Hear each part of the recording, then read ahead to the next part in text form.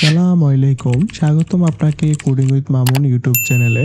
যদি আপনি আমার চ্যানেলে নতুন হয়ে থাকেন তাহলে অবশ্যই আমার চ্যানেলটি সাবস্ক্রাইব করবেন। আসসালামু আলাইকুম। আজকের লেকচারে আমরা দেখব কিভাবে আসলে আমাদের লেআউটটা ডিজাইন করতে হয়। সো আমরা বিএমআই ক্যালকুলেটর প্রজেক্টটা নিয়ে কাজ করতেছি। সো আমার বিগত ক্লাসগুলোতে আপনারা বিএমআই ক্যালকুলেটরের বেসিক যে ধারণাটা ছিল, যে বিল্ডিং যে লজিকটা ছিল, সেই লজিকটা সম্পর্কে ভালো একটা ধারণা পেয়েছেন।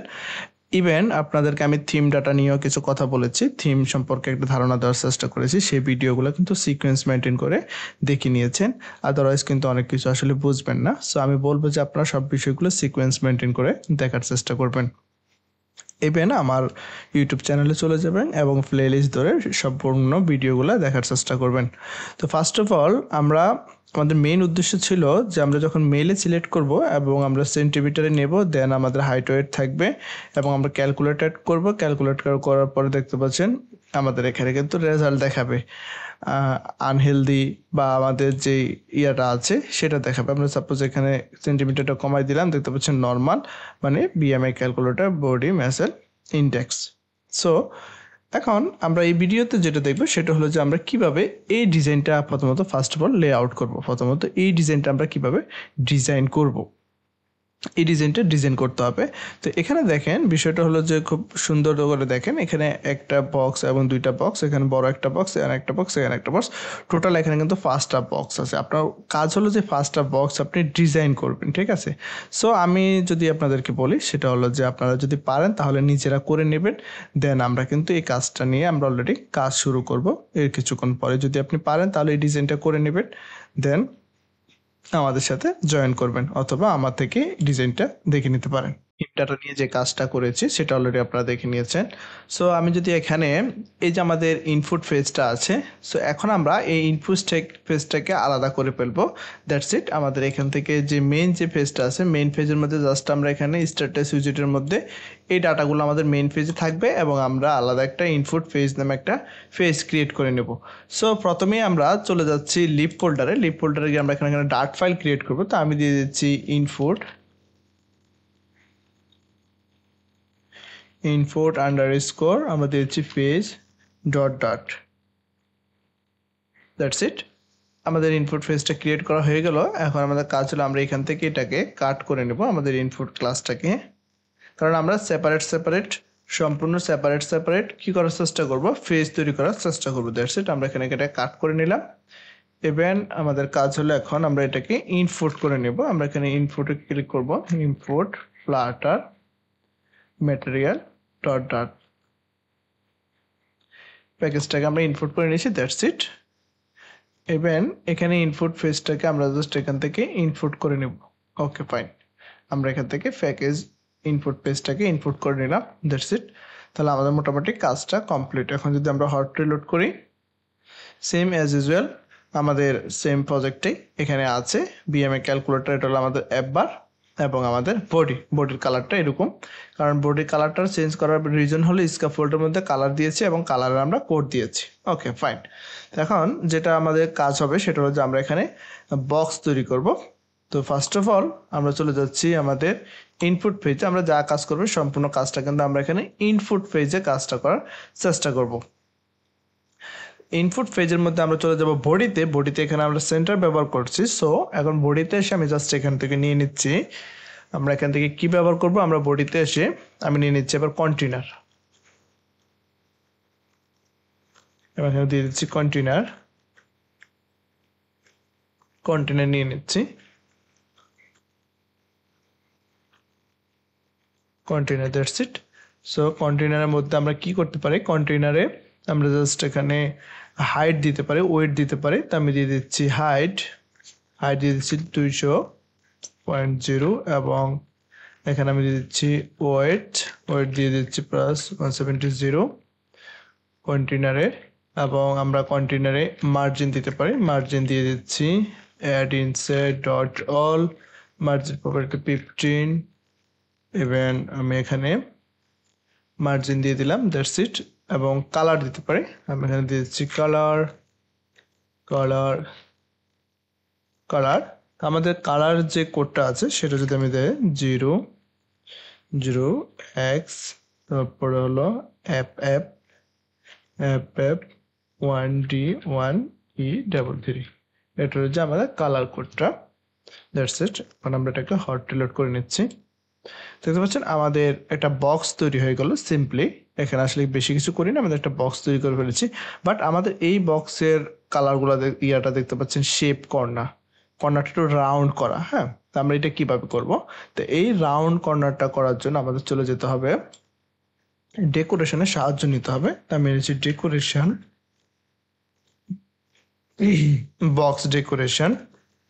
বক্স ডেকোরেশনের মধ্যে আমরা এখানে বর্ডার রেডিয়াসটা পেয়ে যাব, কারণ আমরা বর্ডার রেডিয়াস যখন কম বেশি করবো সেক্ষেত্রে আমরা এই রেডিয়াসটাকে কাজ করতে পারবো। তো আমি দিয়ে দিচ্ছি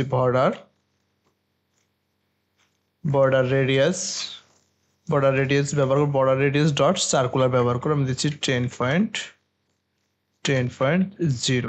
আমি বর্ডার রেডিয়াস দিয়ে দিচ্ছি 10। That's it. আমি এটাকে সেভ এস করে রান করে নিলাম। দেখতে পাচ্ছেন এখানে একটা এরর এসেছে। এররটা কি যে ফ্লাটার প্যাকেজ উইজেট আমাদের এই যে দেখতে পাচ্ছেন box decoration colours use provide both use decoration colours. So এখন এররটা আমরা কিভাবে সলভ করব? ফার্স্ট অফ অল আমরা এখানে কিন্তু কালারটা ব্যবহার করেছি, বাট আমাদের বক্স ডেকোরেশনের ভিতরে কিন্তু কালার প্রপার্টিটা অলরেডি আছে। আমি যদি দেখে আপনাদেরকে এই যে বক্স ডেকোরেশন, এই বক্স ডেকোরেশনের মধ্যে কিন্তু আমরা কালার প্রপার্টিটা পেয়ে যাবো অলরেডি। দেখতে পাচ্ছি এখানে ব্যাকগ্রাউন্ড, বর্ডার, তারপরে কালার নামে যে প্রপার্টিটা আছে। সো আমরা এখান থেকে কালারটা এখানে ইউজ না করে আমরা এখানে কালারটা ইউজ করব না। আমরা এখান থেকে জাস্ট কালারটাকে কাট করে নেব এবং বক্স ডেকোরেশনের ভিতরে কালারটা দিয়ে দেব। আবার সেভ এস করে নিচ্ছি। সো অ্যাজ ইউজুয়াল সেম আমাদের কিন্তু আউটলুকটা চলে এসেছে। তো এখন বিষয়টা হলো আউটলুক যাতে এসেছে এটা কিন্তু একটা কনস্ট্যান্ট হয়ে গেছে। আমরা যদি এটাকে ভার্টিক্যালি করার চেষ্টা করি, দেখেন ভার্টিক্যালি করার সাথে সাথে কিন্তু এটা কিন্তু মানে আমাদের ওয়েট তো আছে কিন্তু এটা এক্সপেন্ডেড হচ্ছে না আমাদের স্কিন অনুসারে। আমরা চাচ্ছি একটা কিন্তু ভালো একটা রেসপন্সিভ ইউআই, যাতে করে আপনি যখন ট্যাবলেটে ইউজ করবেন, ট্যাবলেটের স্ক্রিনটা বড়, সেক্ষেত্রে যাতে আপনি আমাদের যে একটা কন্টেনারটা আছে সেটা অটোমেটিকলি বড় হয়ে যায়, এবং ছোট মোবাইলে যদি আপনি ছোট স্ক্রিনে ব্যবহার করেন সেক্ষেত্রে সেটা যাতে ছোট হয়ে যায় সেই বিষয়টা চাচ্ছি। কারণ এইভাবে করলে কিন্তু আপনার এটা কিন্তু কনস্ট্যান্ট হয়ে যাচ্ছে। সেটা হলো যে হাইট সবসময় কিন্তু আপনার 200 হবে এবং উইথ 170 হবে, কিন্তু সেটা আপনি কখনো মানে আপনি স্কিন রেশিও অনুসারে কিন্তু কাজ করতে পারবেন না। যদি আপনি স্কিন রেশিও অনুসারে কাজ করতে চান সেক্ষেত্রে কিন্তু আপনার অবশ্যই এক্সপেন্ডেড উইজেট আছে, এক্সপেন্ডেড উইজেটের কিন্তু সাহায্য নিতে হবে। ওকে, সো আরেকটা বিষয়, মজার বিষয়টা হলো সেটা আপনি কিন্তু এখানে মেইন বডিতে যখন আপনি কন্টেনার নিয়ে কাজ করবেন সেক্ষেত্রে কিন্তু মাল্টিপল উইজেট কিন্তু ব্যবহার করতে পারবেন না। আমাদের এখানে কিন্তু মাল্টিপল উইজেট ব্যবহার করতে হবে, সেক্ষেত্রে আমরা কিন্তু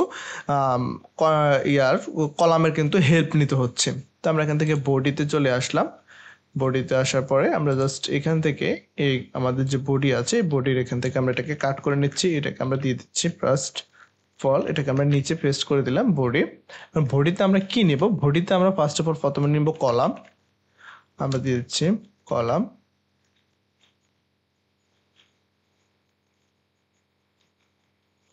নিয়ে নিচ্ছি, কারণ বিকজ কলামের মধ্যে আমরা কিন্তু চিলড্রেনটা ফ্রে যাবো, কারণ চিলড্রেন ছাড়া কিন্তু আমরা কাজ করতে পারবো না।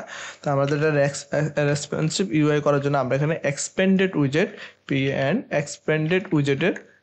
উইজেটের কিন্তু হেল্প নেব। আমরা এখানে এক্সপেন্ডেড উইজেটের হেল্প নেব, নাহলে কিন্তু আমরা কাজটা করতে পারবো না সুন্দরভাবে।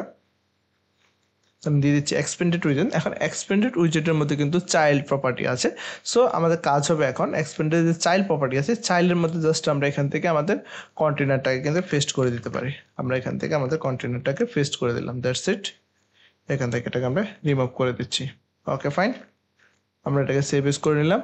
দেখতে পাচ্ছেন এখন কিন্তু আমাদের স্ক্রিন রেজুলেশন অনুসারে আমরা যে হাইট ওয়েটটা এখন কিন্তু আমাদের দেওয়ার প্রয়োজন না, আমরা স্ক্রিন রেজুলেশন অনুসারে কিন্তু এখন দেখতে পাচ্ছেন আমাদের কলামটা কিন্তু বড় হয়ে গেছে, কারণ আমাদের এখানে এক্সপেন্ডেড উইজেট নিয়ে আমরা এখন কাজ করতেছি। আমাদের সম্পূর্ণ বিষয়টা কিন্তু এক্সপেন্ডেড উইজেটের মধ্যে আছে, সেক্ষেত্রে আমাদের এখানে হাইট ওয়েট দেওয়ার কোনো প্রয়োজন নেই। আমরা এখানে হাইট ওয়েটটাকে ডিলিট করে দিলাম এবং আমরা এটা এখানে দেখতে পাচ্ছি আমাদের এখন জায়গা বেশি, সেক্ষেত্রে সেটা বেশি জায়গা নিয়ে নিচ্ছে। যখন আমরা আরও কিছু কলাম এখানে অ্যাড করবো সেক্ষেত্রে সেটা কিন্তু আরও ছোট হয়ে যাবে। যখন আমরা বড় ডিজাইন স্ক্রিনে নিয়ে যাবে সেটা আসলে বড় হয়ে যাবে।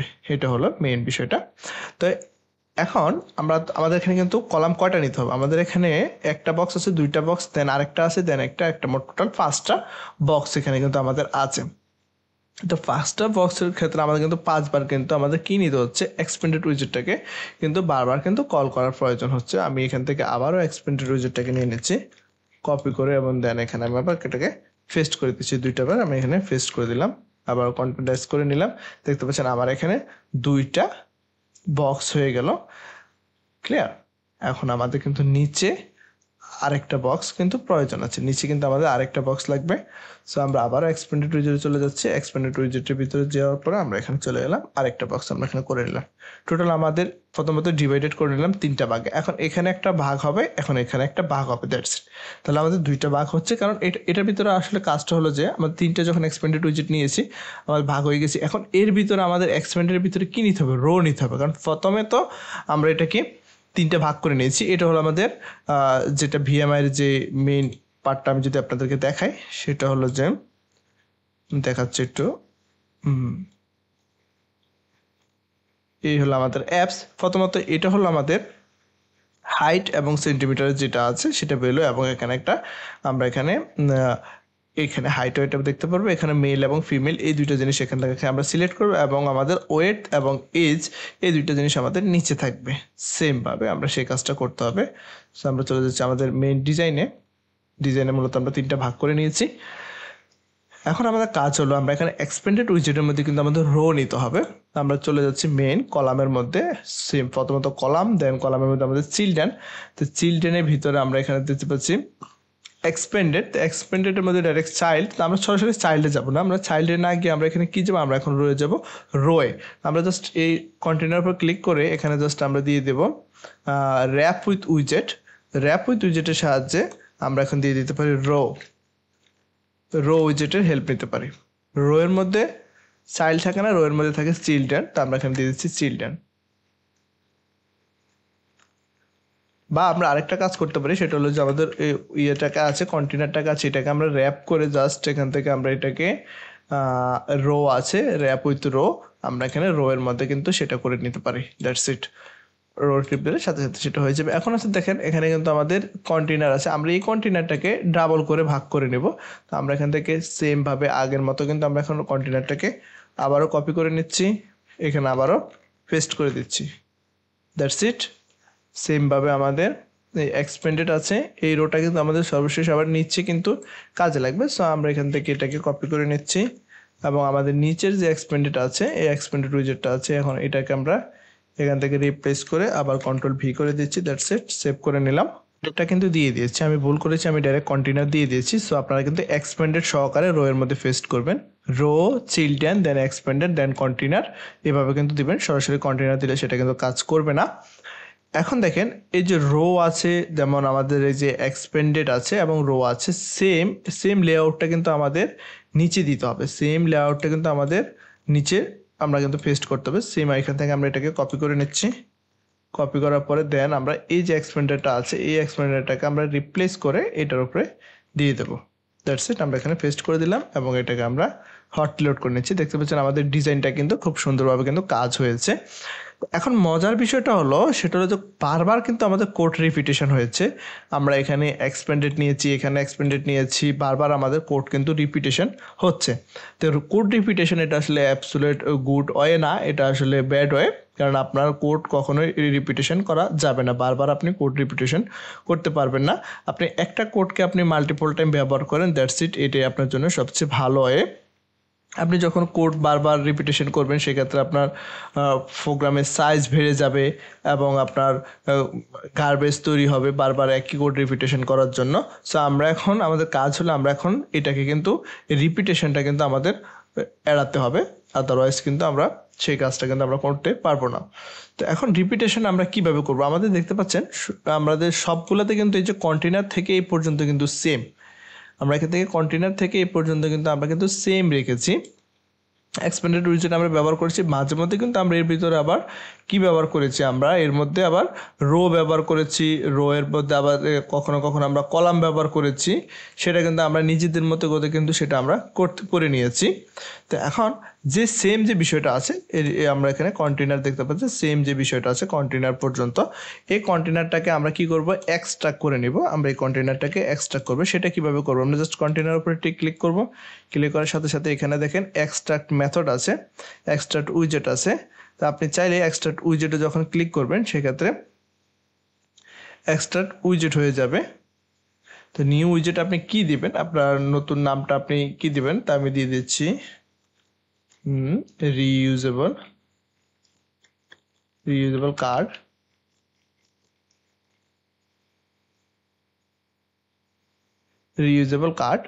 এখন দেখেন সাথে সাথে আমার রিইউজেবল নামে একটা ক্লাস তৈরি হয়ে গেছে, স্ট্যাটলেস উইজেট চলে আসে এবং আমার এখানে কনস্ট্রাক্টর তৈরি হয়ে গেছে এবং দেখতে পাচ্ছেন এখানে রিইউজেবল কার্ড হয়ে গেছে এবং এখানে মার্জিন এগুলো সবগুলো ঠিক আছে। সো আমার এখন বারবার কিন্তু এই কোডগুলা কিন্তু আর লিখতে হচ্ছে না, আমার বারবার এই কোডগুলাকে কিন্তু লেখার প্রয়োজন হচ্ছে না। আমি জাস্ট আমার যদি সাইল্ডের মধ্যে আমি যদি রিইউজেবল কার্ডটা ব্যবহার করি সেক্ষেত্রে আমার এখান থেকে কিন্তু কোডগুলো কমে যাচ্ছে। সো আমি এখান থেকে এই কোডগুলাকে ডিলিট করে দিচ্ছি, আমি এখান থেকে কন্টেনারটাকে ডিলিট করে দিচ্ছি, আমি এখানে দিয়ে দিচ্ছি reusable card,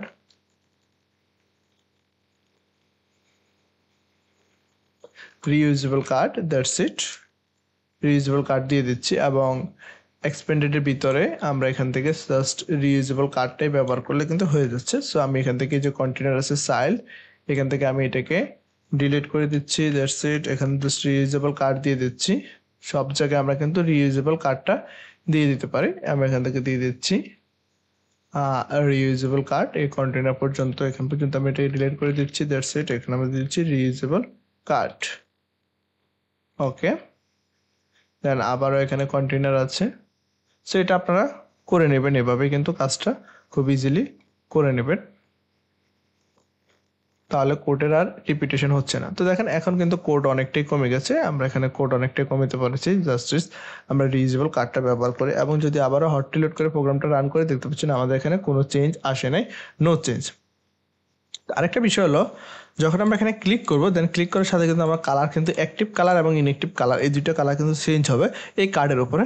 সো তার জন্য আমরা কি করতে হবে, আমরা কি আবার নতুন আরেকটা ক্লাস তৈরি করবো, এখানে কিন্তু আমাদের কালারটা কিন্তু কনস্ট্যান্ট হয়ে গেছে। তো সেটার জন্য আমরা নতুন কালার তৈরি করব না, আমরা এটার জন্য একটা কালার আমরা একটা প্রপার্টি নিয়ে নেবো, সেটা হলো ফাইনাল প্রপার্টি, এবং আমরা সেখান থেকে কালারটা ব্যবহার করতে পারবো, দ্যাটস ইট। তো আমি নিয়ে নিচ্ছি ফাইনাল কালার, ভেরিয়েবল কালার, আমি দিয়ে দিচ্ছি কালার, দ্যাটস ইট, কালার। এবং জাস্ট ইট এখানে মধ্যে আমরা দিয়ে দিচ্ছি রিকোয়ার্ড দিস ডট কালারটা দিয়ে দিচ্ছি। আর এখানে আমাদের যে হেক্সাডেসিমাল যে ভ্যালুটা আছে, যে কালারটা আছে, এই যে কালার কোডটা এখানে আমরা দিয়েছি, এই কালারটাকে আমরা কি করে নেব, এখান থেকে ডিলিট করে দেবো, আমরা এখান থেকে এটাকে ডিলিট করে দেবো এবং এখানে জাস্ট আমরা আমাদের যে ভেরিয়েবলের যে কালারটা আছে সেই কালারটা আমরা এখানে পাস করে দেবো, দ্যাটস ইট। আমরা এখানে কালার প্রপার্টিটাকে এখানে পাস করে দিচ্ছি।